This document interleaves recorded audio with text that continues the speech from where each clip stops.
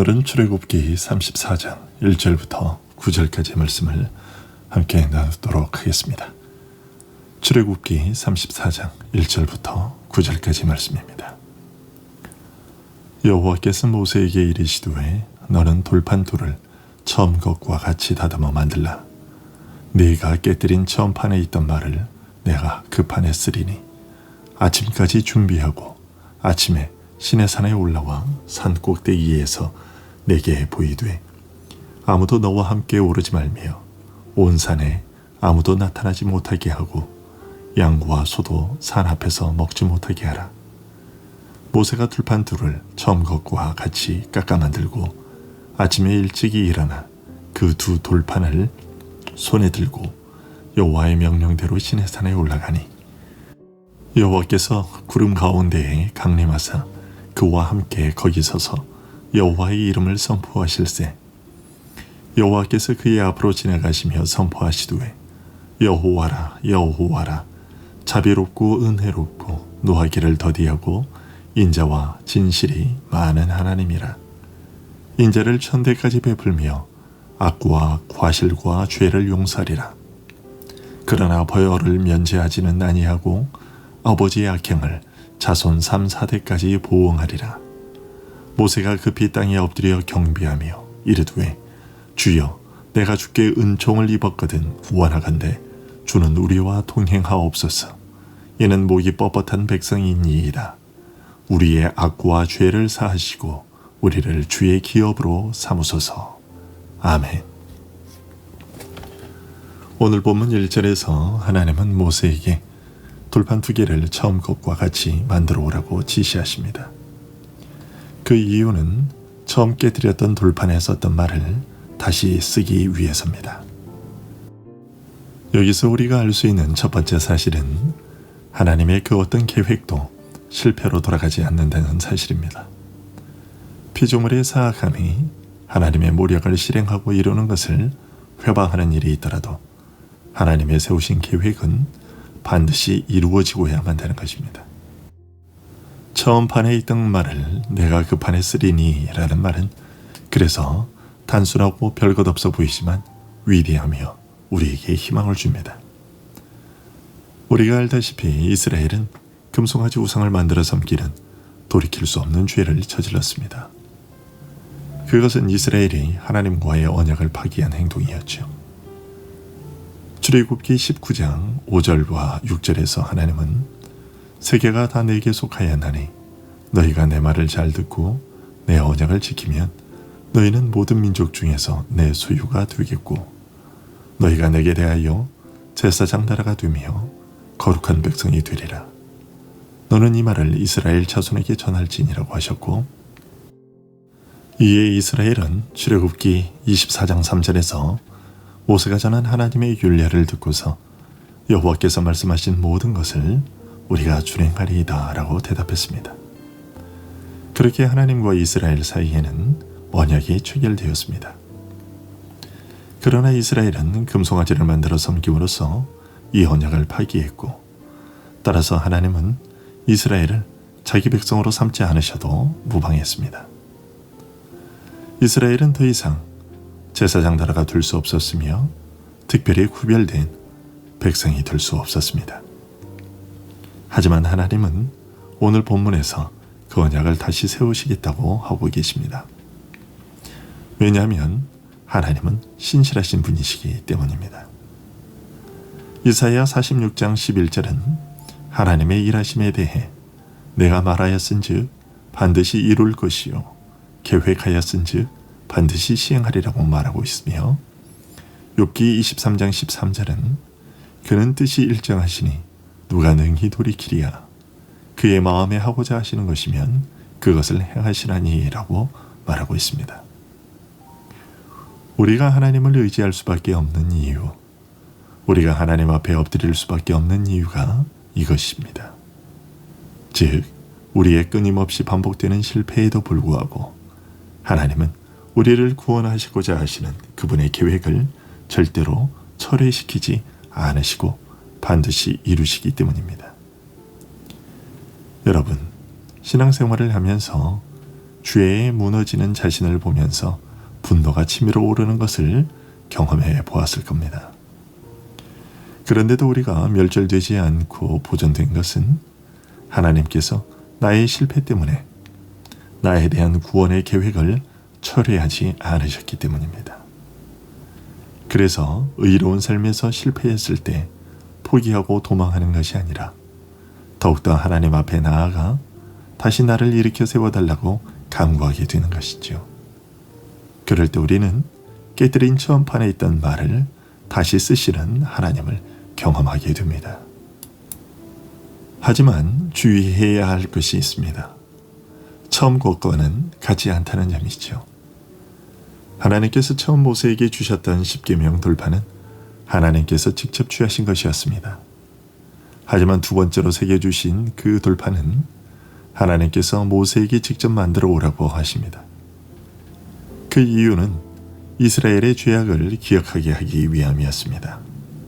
즉 이스라엘은 그 돌판을 보면서 자신들의 범죄로 인해 하나님께서 직접 취하여 새겨주셨던 그 돌판을 자신들이 받을 수 없게 되었다는 것을 생각하며 가슴 아파하게 될 것이었습니다. 두 번째 돌판은 하나님의 은혜를 보여주거나 율법을 떠받들게 하는 데에 있어서는 부족한 것이 하나도 없었지만 이스라엘은 두 번째 돌판을 통해서 자신들의 죄악을 기억하고 겸손해질 수 있었던 것입니다. 여러분, 우리가 하나님의 말씀을 순종하고 따르는 일에서 실패하더라도 하나님께서는 우리의 구원에 대한 계획을 처리하지는 않으십니다.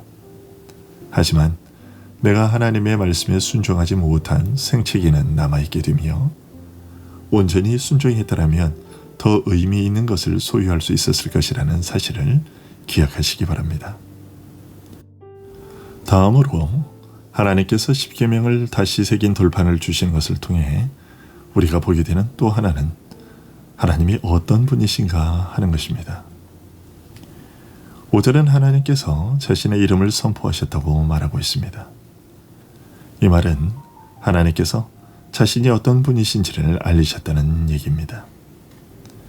민수기 23장 19절에서 모세는 이렇게 말했습니다.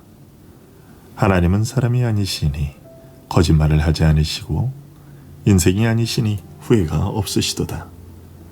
어찌 그 말씀하신 바를 행하지 않으시며 하신 말씀을 실행하지 않으시리야. 앞서 말씀드린 것처럼 하나님께서 한번 말씀하신 바를 반드시 이루시고야 마는 것은 그분이 우리와 같은 인생이 아니시라는 것을 알리시기 위함입니다. 우리 인간에게는 약속한 것을 잊고 어기는 일이 다반사이고 그래서 심지어는 하나님과의 약속도 그렇게 잊어버리고 불순종하지만 하나님은 우리와 달리 약속을 이행하지 아니하시는 분이 아니십니다. 그러면 하나님이 약속을 이행하심으로써 또 우리에 대한 구원의 계획을 철회하지 않으심으로써 드러내시는 하나님의 성품은 무엇일까요? 하나님은 6절에서 이렇게 밝히고 계십니다. 여호와라 여호와라 자비롭고 은혜롭고 노하기를 더디하고 인자와 진실이 많은 하나님이라. 하나님은 자비로우신 분이십니다. 하나님께서 우리 죄를 용서하시는 이유와 비록 범죄하였더라도 우리가 다시금 하나님의 백성으로 살아갈 수 있는 이유가 이것 때문입니다. 이 자비에 근거하여 다가오는 날에 하나님은 이스라엘을 다시 취하실 것입니다. 그리고 이러한 자비에 의해 하나님의 은혜가 베풀어지는 것입니다. 또 하나님은 은혜롭고 라고 얘기하고 있습니다. 은혜가 무엇입니까? 그것은 인간 안에 있는 것이나 또는 그로부터 나온 그 어떤 것에 의한 것이 아니라 조건 없이 베풀어지는 것을 말하지요. 하나님께서 이스라엘에게 다시 언약을 베푸시고 그들을 자기 백성 삼아 주시려고 했던 것은 그분의 자비 때문이었습니다. 그분은 자신이 택한 백성이 자신의 품을 떠나면 사망에 이를 것임을 불쌍히 여기셨는데 그 불쌍히 여김이 바로 하나님의 자비요 긍휼입니다. 그것 때문에 하나님은 이스라엘을 버리지 않으신 것이고 그들을 구원해 주신 것입니다. 그들이 구원받을 짓을 하지 않았는데도 말이죠. 그래서 하나님의 자비는 하나님의 은혜에 앞서서 작용합니다. 그리고 하나님은 자신을 노하기를 더디하시는 분이라고 말씀하고 계십니다. 이스라엘의 모든 역사가 이것을 보여주고 있지요. 특별히 느헤미야 9장 18절과 19절에서 느헤미야는 또 그들이 자기들을 위하여 송아지를 부어 만들고 이르기를 이는 곧 너희를 인도하여 애굽에서 나오게 한 신이라 하여 하나님을 크게 모독하였사오나 주께서는 주의 크신 긍휼로 그들을 광야에 버리지 아니하시고 낮에는 구름 기둥으로 그들에게서 떠나지 아니하시고 길을 인도하며 밤에는 불기둥이 그들이 갈 길을 비추게 하셨사오며 라고 말했습니다. 느헤미야가 이스라엘의 역사를 되돌아보면서 말한 하나님의 오래 참으심은 바로 금송아지 사건을 두고 한 말이었던 것입니다. 또한 하나님은 자신을 인자가 많은 하나님이라고 소개하고 계십니다. 예레미야서 9장 24절에서 자랑하는 자는 이것으로 자랑할지니 곧 나 여호와는 사랑과 정의와 공의를 땅에 행하는 자인 줄 깨닫는 것이라 나는 이 일을 기뻐하노라고 하셨습니다. 여기서의 사랑은 오늘 본문의 인자와 같은 말인데요. 이것은 보통 죄를 심판하시는 하나님의 공의와 짝을 지어 나오는 경우가 많습니다.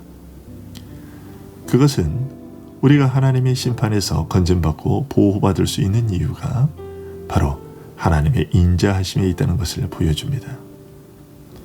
그래서 우리는 하나님의 인자를 자랑하고 기뻐하며 보배롭게 여기는 것이죠. 그리고 오늘 본문에서 나타나는 하나님은 진실이 많은 하나님이십니다. 시편 108편 4절은 주의 인자심이 하늘보다 높으시며 주의 진실은 궁창에 이르나이다 라고 노래합니다. 이처럼 하나님은 그의 언약에 있어서 성실하시고 그분의 약속과 경고는 늘 참됩니다. 또한 하나님은 인자를 천대까지 베풀며 악과 과실과 죄를 용서하시는 분이십니다.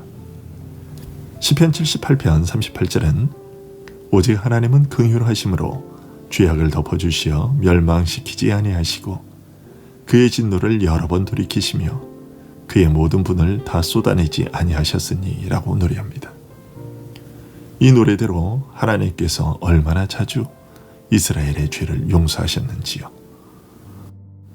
그와 같이 다가올 날에도 여호와께서 내가 그들의 악행을 사하고 다시는 그 죄를 기억하지 아니라고 우리에게 말씀하실 것입니다.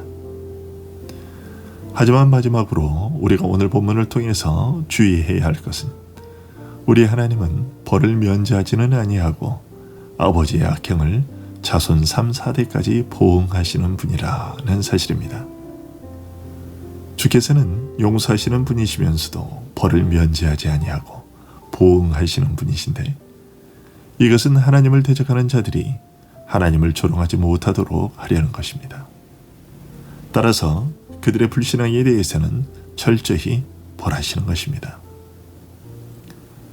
그러면 이러한 하나님께 대한 우리의 삶의 자세는 어떤 것이어야 할까요? 그분 앞에 철저한 겸손과 경외함으로 엎드려 경배하는 것이겠지요. 이스라엘이나 우리는 정말로 3, 4대까지 아니 그 이상으로 하나님의 보응하심을 받을 수밖에 없는 존재들이었습니다. 하지만 하나님께서 이스라엘을 그리고 우리를 하나님의 기업으로 삼으셨기에 우리의 죄를 용서하시고 또 용서하시는 것입니다. 그분이 우리를 영원전에 선택하셔서 구원하기로 계획하셨기에 우리의 죄가도로 쳐붙지 아니시고 우리에게 자비를 베푸시며 은혜로우시며 인애를 베푸시며 끊임없는 죄악과 반역에도 노하기를 더디하셨던 것이죠. 이것이 우리가 누리는 최고의 복입니다. 오늘도 우리에게 이 복을 베푸시는 하나님께 감사하며 죄를 멀리하는 하루를 사는 우리가 되기를 소원합니다. 기도하겠습니다.